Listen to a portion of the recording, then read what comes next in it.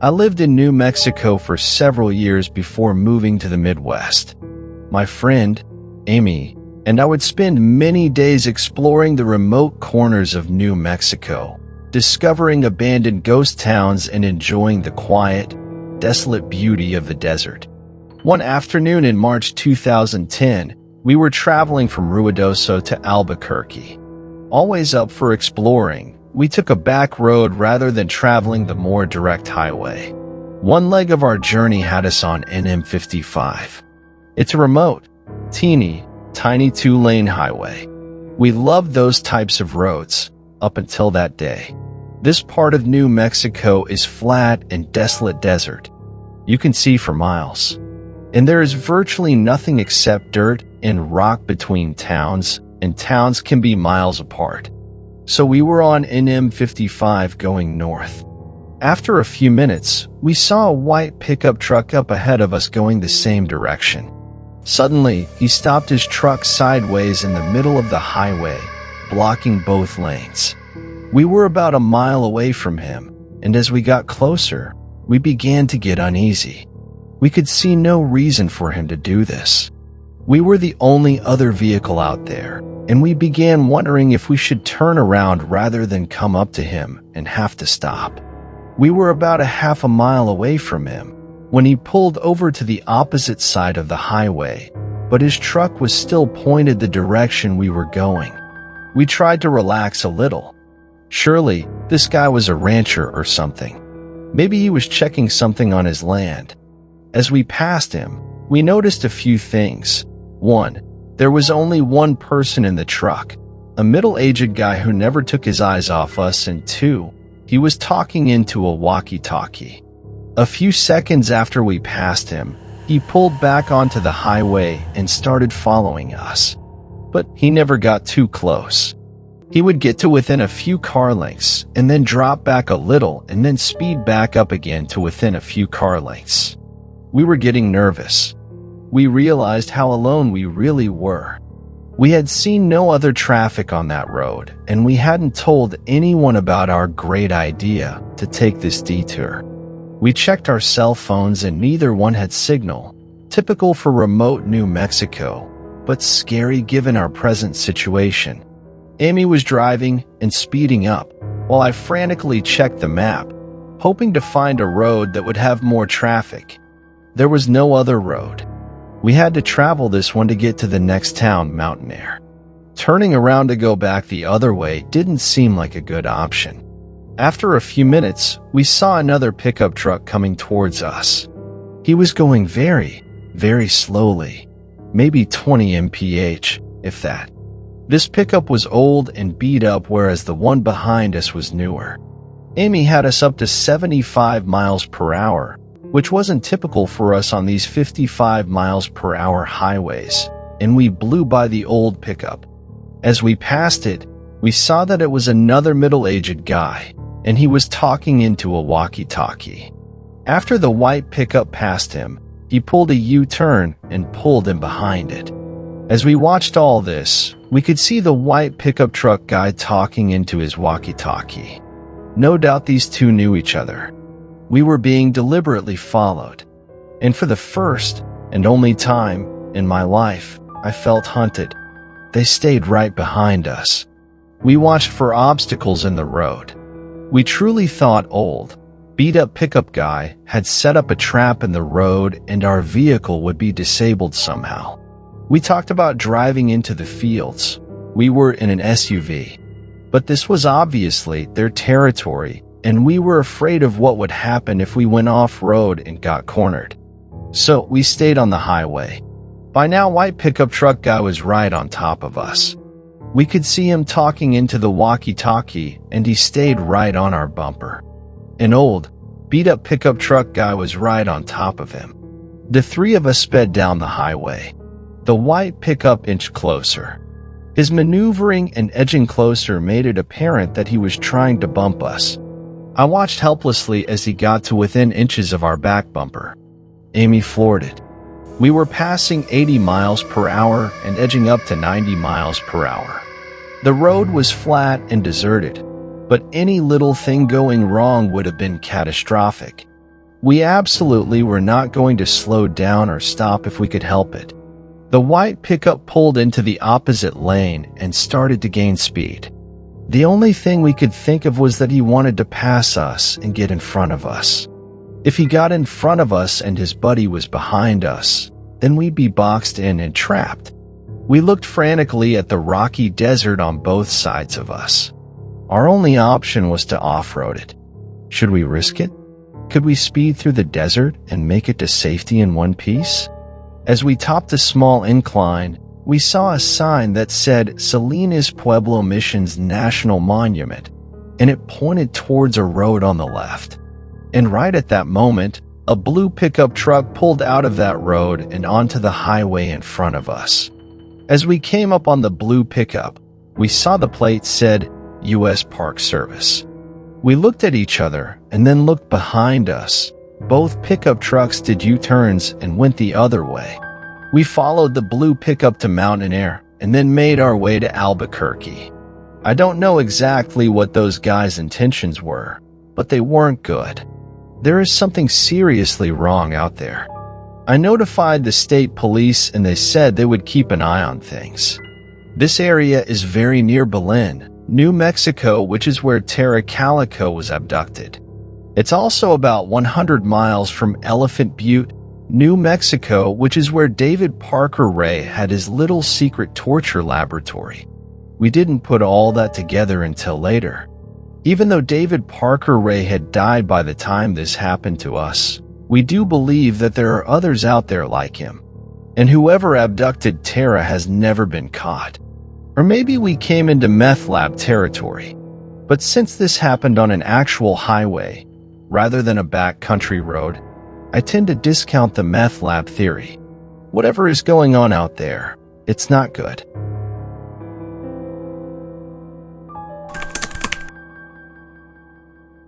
When I was younger, each summer and almost every New Year my family would pack the car and go on a road trip to visit family in New Mexico. We never had any problems until one particular trip when I was 8. Like every road trip before, we left our home in North Texas around 6 p.m. and we crossed into New Mexico around 2 a.m. That's when things got weird. When you're on the only stretch of freeway in the middle of the desert, you don't tend to freak out about having the same car behind you for miles. It was practically pitch black outside our car windows, the only visible shapes being the dotted stars and the eerie silhouettes of the cacti.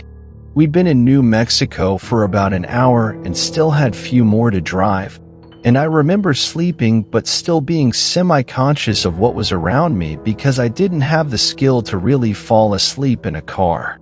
So when my mother suddenly spoke my dad's name, I heard her. "Miguel, that car behind us. It's been behind us for hours." My dad peeked at the car, shrugged off my mother's tension.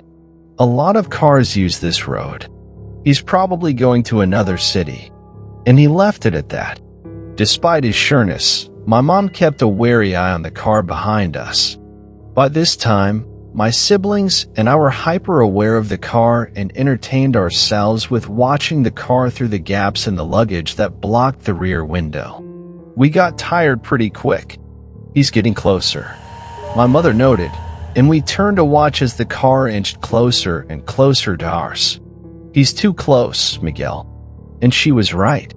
By this time, the car was practically pressed against the rear of our car, and on a lonely stretch of highway in the middle of nowhere with another few hours until daylight, it was downright scary. We couldn't do much. My dad didn't slow down, didn't stop, and he didn't speed away either. He just drove. And the car followed. The next 30 minutes were the most tense we had ever experienced. The car would ease off sometimes only to press its blinding headlights against our rear once more, like he knew he was freaking us out and enjoying it. It was during one of the periods that the car had pulled away that my mom spotted a police car up ahead parked on the side of the road, and she didn't miss a beat. "Pull over. Right in front of the police. Pull over right now, Miguel." And he did. and the car kept driving. I wonder how confused the policeman must have been as he watched my dad park our car right in front of him. The policeman came over and asked what was wrong, and my mother urgently told him everything. The car, the way it followed us and taunted us. The policeman took her claims seriously and told us of how people were victimized and had their cars stolen on these empty highways by thugs and criminals. And then he offered to drive behind us for a while to make us feel safe. We drove off with the police cruiser behind us, relieved. Until about 10 minutes later, when we saw something that confirmed the policeman's words and my mother's worst fears. 10 minutes later, we saw the car pulled over on the side of the road, waiting.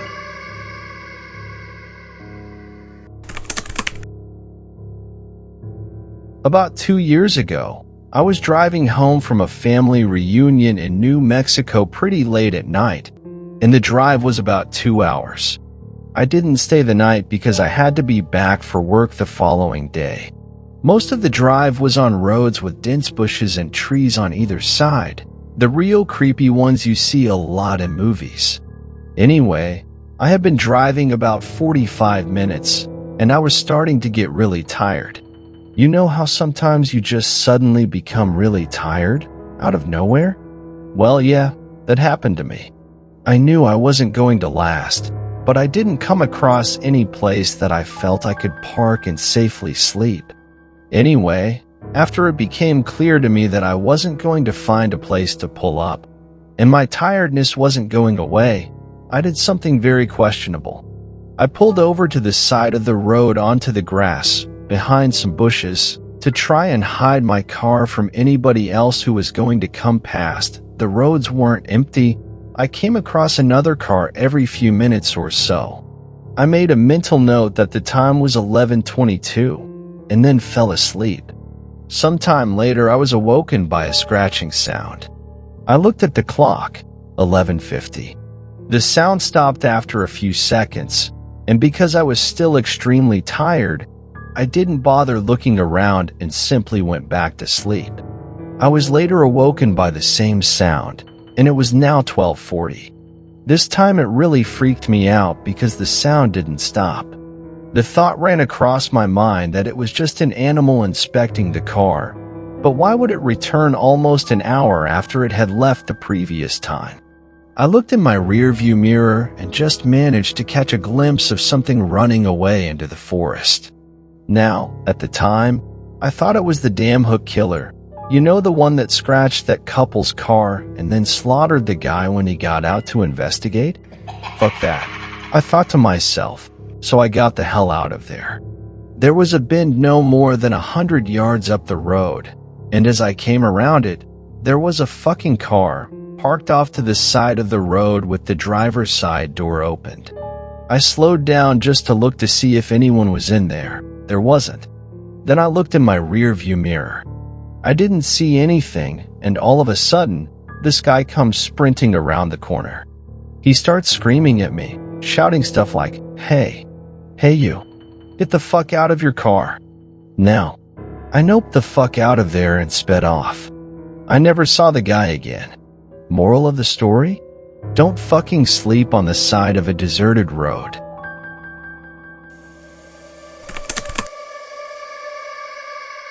I bought a new house in the small town of Winthrop. The house was cheap, but the most important part was that I needed to get away from the city. A few months ago, I had a run-in with a stalker. While I had managed to get him arrested, I couldn't shake the feeling of eyes just constantly watching me. I felt like there were eyes everywhere, at home and on the street, so I decided to move out into the country to somewhere with fewer people, just for peace of mind. The house itself was big and somewhat old, but otherwise very welcoming. The agent who introduced me to the house had been required to mention that a serial killer had lived here in the past, which was why the house was so cheap. However, he, and later, my next-door neighbor Sarah, both told me to pay the thought no mind. For other owners had lived in the house since then, and all of them were very happy with it. I loved the house. Its interior furnishings were beautiful and very comfortable. The people of Winthrop were friendly, often bringing over freshly baked pastries or inviting me over for dinner. Get-togethers, they said, were the key to making sure everyone who lived in Winthrop loved it there. Yet after a week, I stopped loving it. The feeling of someone watching returned, worse than before. I tried to ignore it, but soon I started losing sleep. Giant bags grew under my eyes, and I began yawning almost as much as I breathed. Sarah was kind enough to let me stay in her house for a few nights. It was during this time that I heard the legend of Forrest Carter, the serial killer who had lived in my house. While no one knows his exact kill count, Carter, also known as the Winthrop Peacock, was a man with an extremely severe case of narcissism. Legends say that he couldn't fall asleep if he didn't feel like he was being watched. He was finally arrested for putting up a scarecrow to watch him during the night. Only it wasn't a scarecrow. Carter had murdered a 17-year-old girl just so her corpse could stare at him. The story gave me shivers, and after I went home, I felt like there were hundreds of pairs of eyes just watching me no matter how I turned. Today, however, was the first day that I acted out. I was cooking breakfast when I felt the eyes. Instinctively, out of fear, I threw my kitchen knife, which lodged itself into the wall. As I pulled it out, I found myself staring at a pair of eyes, pickling in formaldehyde. I've been watching the police peel away the drywall of my house for hours now. So far, they've found 142 pairs of eyes in little glass jars. The scariest thing is, everyone was staring at me.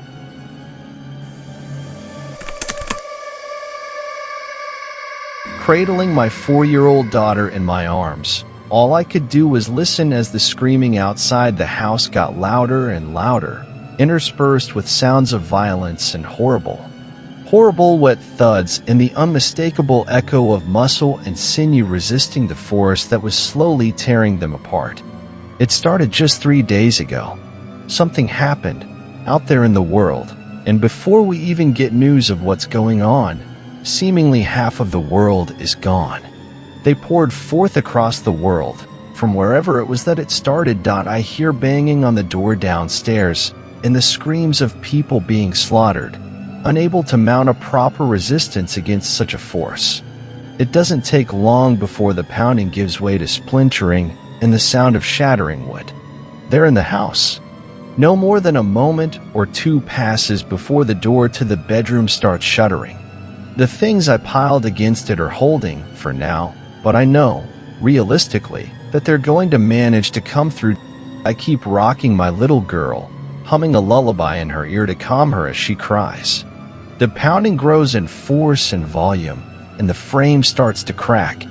I put my little girl on my lap, her back to my chest, and I stroke her head with both hands, from the top of her scalp, down across her ears, just as I've done ever since she was a baby, just the way she loves it. The effect is instantaneous. Her desperate crying calms to a series of sobs and hiccups, her small body shuddering against mine in fear. I keep humming to her, soothing her hair, acting for all the world as if nothing is out of place, not a single thing amiss.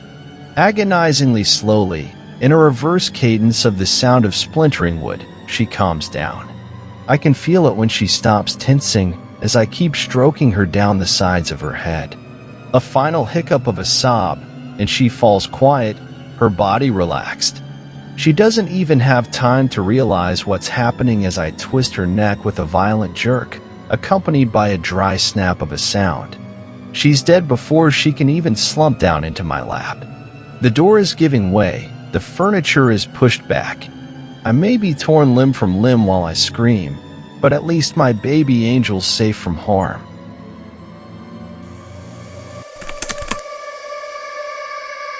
I flung myself through the door and vaulted the toppled, long-dead refrigerator that served as an ineffective barricade in front of me. My legs propelled me through the room and into the small hallway on the other side. I couldn't stop eating the expired contents of the fridge, appealing to me despite their stench after several days without food. The shrieks of pain and cries for mercy around me spurred my body onward and filled me with unexpected energy in spite of my hunger. We were at war. I came to a halt in front of a small bathroom. A noise. Something behind the shower curtain. My fear heightened and images of the enemy flooded my mind. Merciless beasts wearing human skin, devouring indiscriminately, accepting no pleas, and respecting no argument. Zombies. It had begun as we expected, with a virus. The original infected was almost a cliché. There was no humanity left in them. Just mindless rage, twisted bodies, and some primal urge to consume others. Our generation had prepared, with almost obsessive focus, for this monster. The first wave was eradicated with almost laughable ease. We were not prepared for adaptation. We were not prepared for the creature we bred by destroying the instantly recognizable zombie. A creature with more tact. Most of the first zombies were killed at close range. You understand, since longer range attacks were less likely to be fatal. We had trained ourselves, even before the outbreak, to equate infection with death when it came to zombies.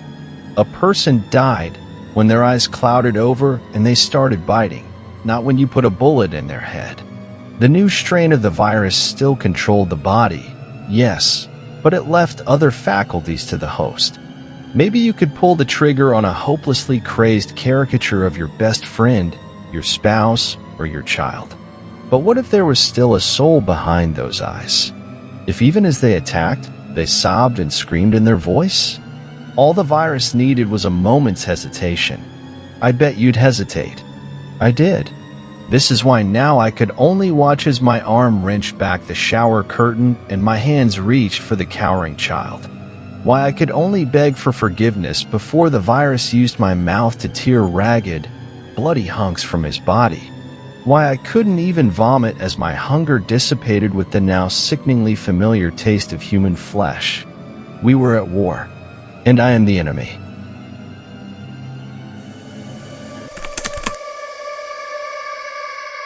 My mom's friend had a small house and lived alone. She noticed weird things. A batch of soup depleting faster than usual, missing eggs, damp towels in the hamper when she hadn't used any, extra dishes in the dishwasher, etc. This went on for months. She thought she was just being forgetful. One day, she heard some thumping around in her attic and went to investigate. She found some makeshift living quarters. Small radio, hot plate, sleeping bag, pillow, food wrappers, etc. She called the cops, who came to keep an eye on the place. They ended up catching a homeless man climbing a tree, trying to sneak into her attic window. He had been doing this almost daily. He would wait for her to go to work, then go downstairs and help himself to food and amenities. The funny part about this story is they got to know each other throughout the ordeal, and the guy was actually very respectful, just down on his luck. She didn't press charges. Instead, let him move in, helped him get a job, and he lived in the attic until he got back on his feet. Creepy shit with a happy ending.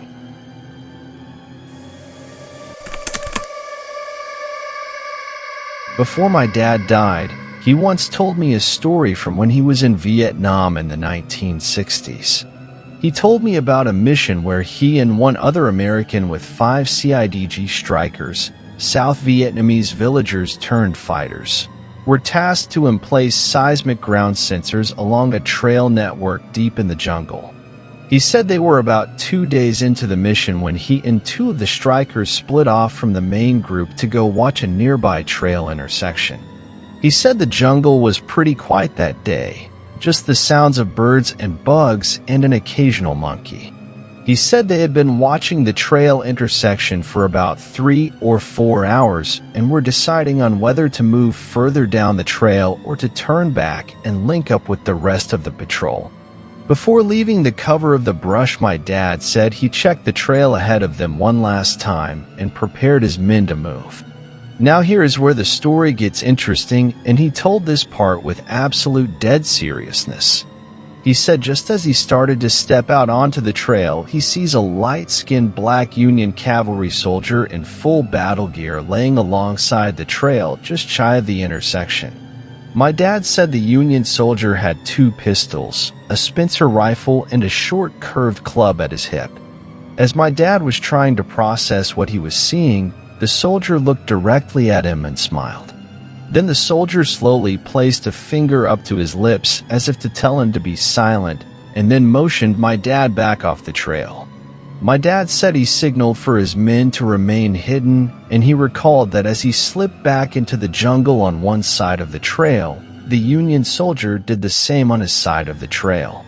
Less than 10 seconds later, he said the lead element of a group of NVA, North Vietnamese Army soldiers, walked right through the trail intersection some 30 feet away.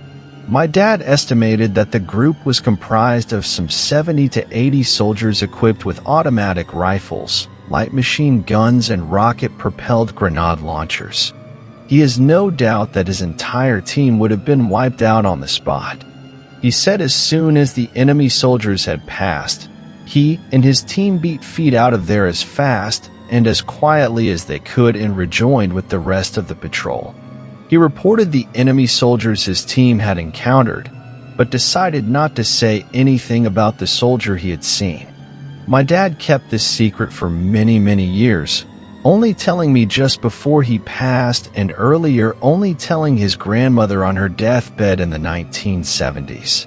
He said when he told his grandmother, she smiled and without opening her eyes told him, "You saw old Red Tom."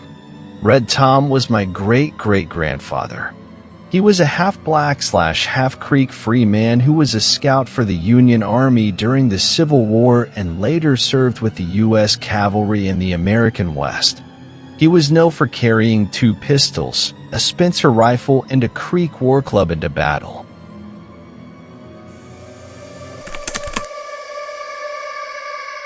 Many years ago, before there were cell phones, we had these things called pagers strapped to our hips.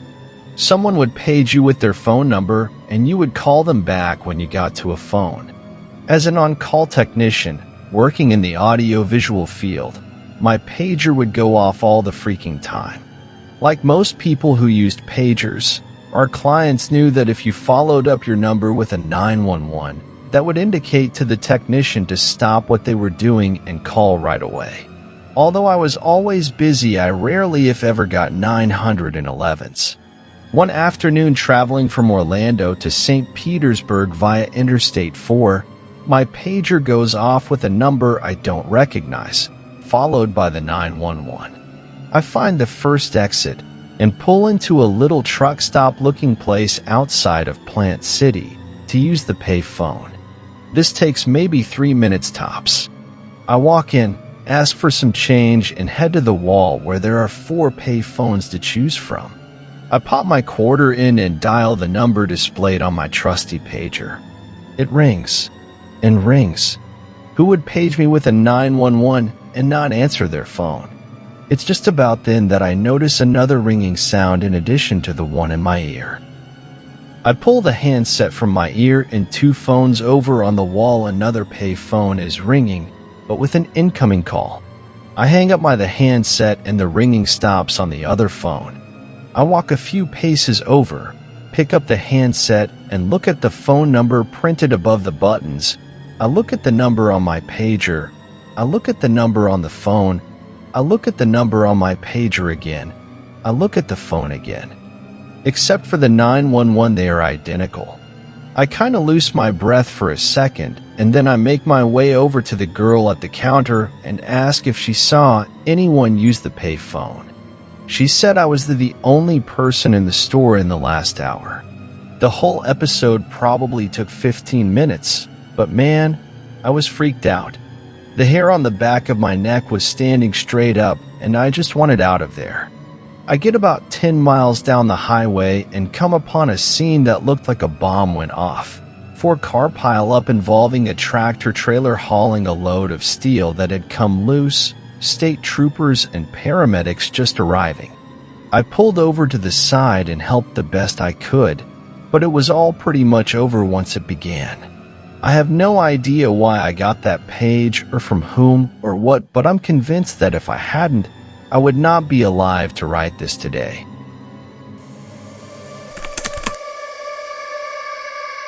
Here they come again, the brave ones. Another Halloween night and the kids are back, here to prove their fearlessness. The old house's floorboards creak beneath their sneakers. Only half an hour until midnight, so I have to work fast. I start with their flashlight, blowing lightly against it so that it flickers, but this inspires little more than a nervous giggle. 15 minutes until midnight. Time to take things up a notch. I hover up to the ceiling and will my body into flesh. My every nerve is on fire, but they've given me no choice. I force drops of blood to trickle out my nose, but the boys below don't notice. I knock against the ceiling, but they won't even look up.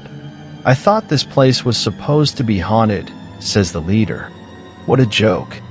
5 minutes until midnight. I'm running out of time. With the last of my strength, I scream so loud that they finally turn to look up at me. I like to think I put on a good show.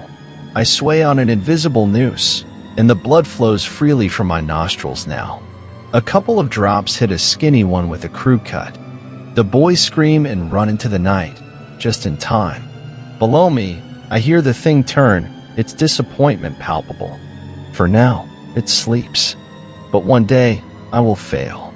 The boys will be too brave, and I won't scare them out in time. One day they will wake it.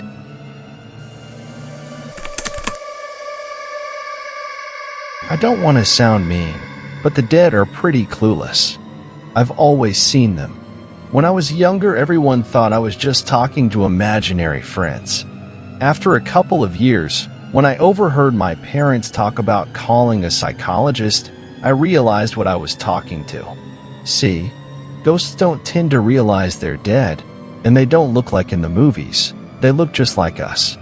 I'm pretty smart for a 13-year-old, so I started noticing certain patterns to tell them apart from the living. They could be a bit distant from living people, or you'd see them try to talk to people who wouldn't even notice them. Some of them could tell I was different, that I noticed them. Like this guy I saw after school yesterday. I'm a big boy now, see? I don't need my parents to pick me up. Home is just a short walk away. He was standing away from the other parents, didn't talk to them, just stared at me. That's how I knew he was one of the ghosts. I went over, told him I knew what he was, and asked how I could help him. I don't remember much after that. I think because of what happened this morning. Downstairs, my parents were crying. I tried talking to them, but they ignored me. They must have died last night somehow. Sometimes the new ghost wouldn't talk to me. Some police officers and reporters just arrived. They won't talk to me either, just my parents. It's weird. I've never seen so many ghosts together before. Why won't anyone talk to me?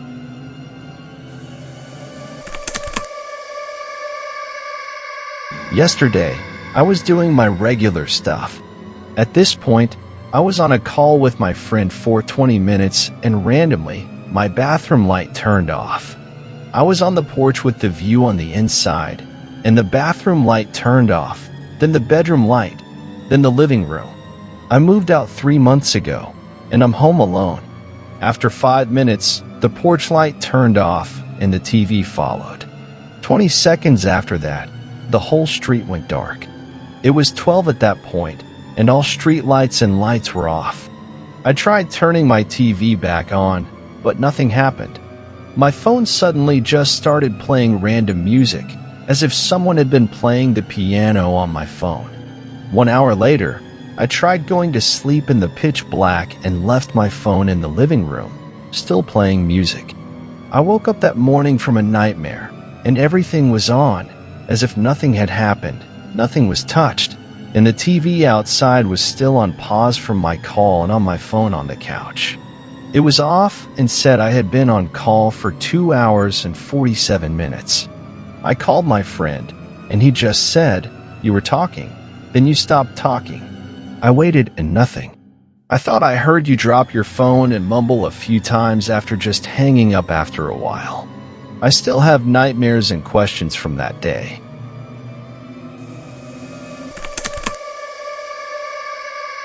Hello, my dear. You do not know who I am, but I know you. I am one of the 3 demons that were assigned to you at birth. You see, some people in this world are destined for greatness, destined to live happy, fulfilling lives. You, I am afraid, are not one of those people, and it is our job to make sure of that. Who are we? Oh yes, of course, how rude of me.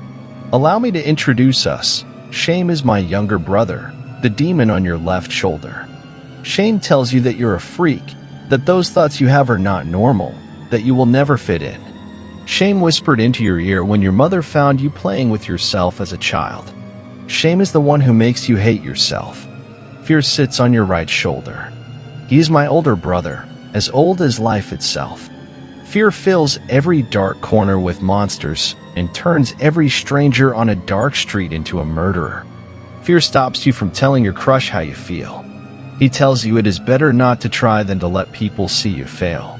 Fear makes you build your prison. Who am I, then? I am the worst of your demons, but you see me as a friend. You turn to me when you have nothing else because I live in your heart. I am the one who forces you to endure, the one who prolongs your torment. Sincerely, Hope.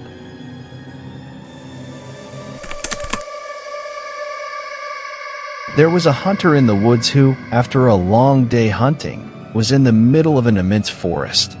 It was getting dark, and having lost his bearings, he decided to head in one direction until he was clear of the increasingly oppressive foliage.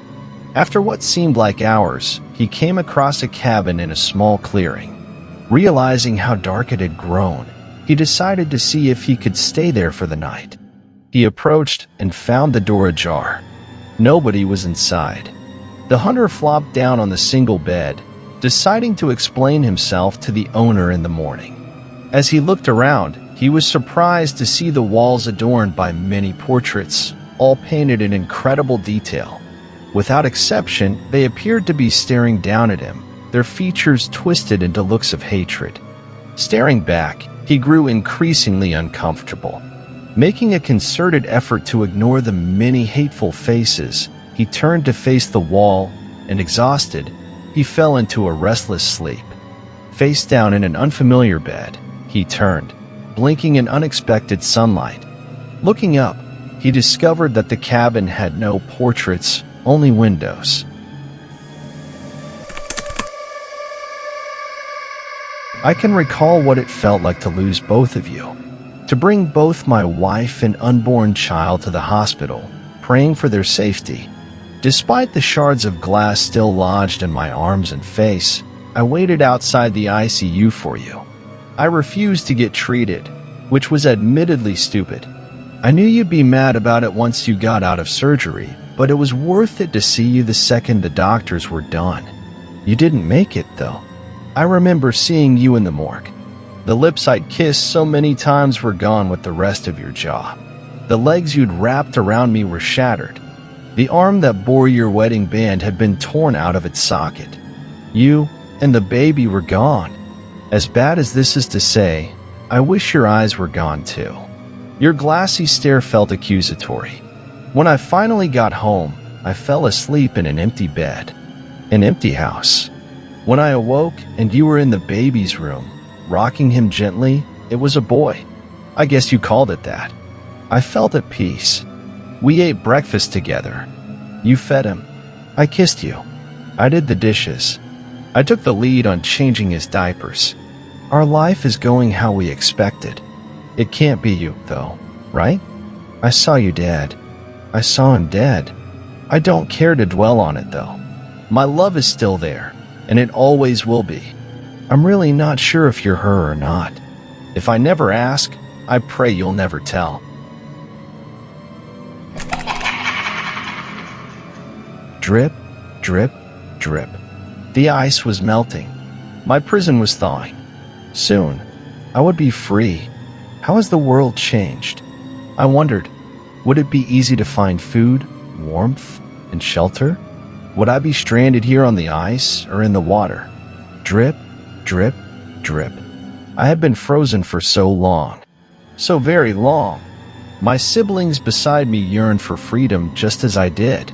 When the ice gave way, we would burst forth and see what the world offered us. I hoped it was thriving out there. Drip, drip, drip. We needed it to be thriving. Whatever was out there wasn't ready for us, I was sure. Our hosts, whatever form they took, were unsuspecting. We could, and have, survived for hundreds of thousands of years in this cold, unforgiving desert. The permafrost we have been hibernating in is giving way to the warming earth below. It was almost time to leave, to spread, and to infect. Drip, drip, drip. When I was a baby, my dad played on a softball team. Typical social team, out for beers and pizza after with the guys, family event type thing. My parents were good friends with two of the other couples. Both of them had young kids as well. On this occasion, the other two couples had left their kids at one of their houses, with a babysitter they were splitting. They invited my parents back to the house to have some more beers that night. But I was being fussy, and my mom nixed the idea, though they would 100% have normally gone back to hang out. Well, it turned out my fussiness on that day saved our lives. When the other parents got back to the house, they walked in on a home invasion. Two men had broken in, tied up the kids and the babysitter and her boyfriend, and were waiting for the parents. Took the parents hostage as well, and made the dads drive with them to bank/a grocery store where one dad was manager and clear out accounts/a safe. They then came back to the house and slaughtered both families, the babysitter and her boyfriend, kids included. They caught the two guys later on. My dad attended the trials and said it was the first time he had ever had thoughts of supporting the death penalty. It still gives me chills to know how close we came to getting killed that day, too.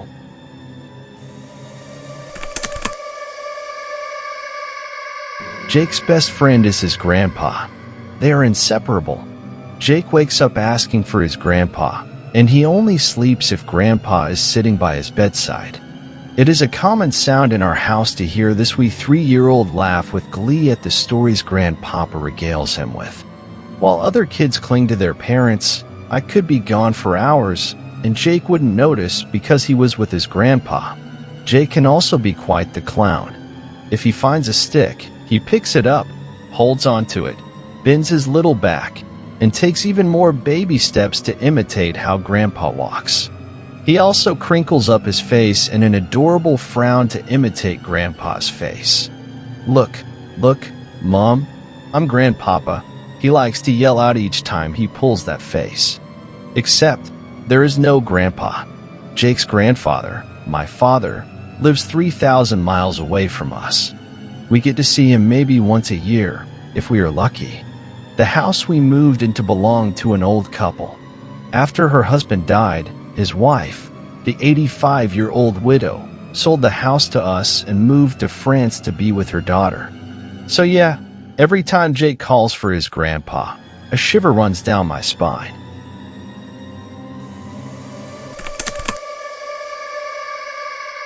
Years ago, when I was 8, my family lived in this big weird house kind of on the edge of a small town. The school district was in the middle of a big restructuring, so even though we were only a couple grades apart, my brother and I went to different schools and took different buses.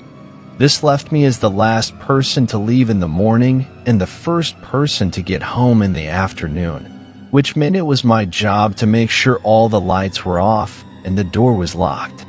One morning, I noticed the basement door was open and the light was on, so before I left, I turned off the light and closed the door. When I got home that afternoon, the light was on and the door was open again. I just assumed that I'd forgotten to actually take care of it when I noticed it in the morning, so I went over to turn off the light and close the door. When I got to the top of the basement stairs, I looked, and there was a big shadowy male figure towards the bottom of the staircase. I freaked out, slammed the door, and pushed a bunch of boxes against it, and then went and hid in my closet. For months, I didn't tell my family because I was positive what I had seen was a ghost and didn't think anyone would believe me. Then about a year after that incident, my mom and her boyfriend realized that small amounts of money had been going missing for months, totaling around $800 to $900, but never more than $60 at once. So we all walked around the house with flashlights trying to figure out how they could have gotten in. Turns out some creep was climbing in through a small hole in the outside of the house, shimmying through a crawl space, then coming up into the house through the basement. Realizing I had been alone in the house with him on at least one occasion was one of the worst, most terrifying moments I've ever had.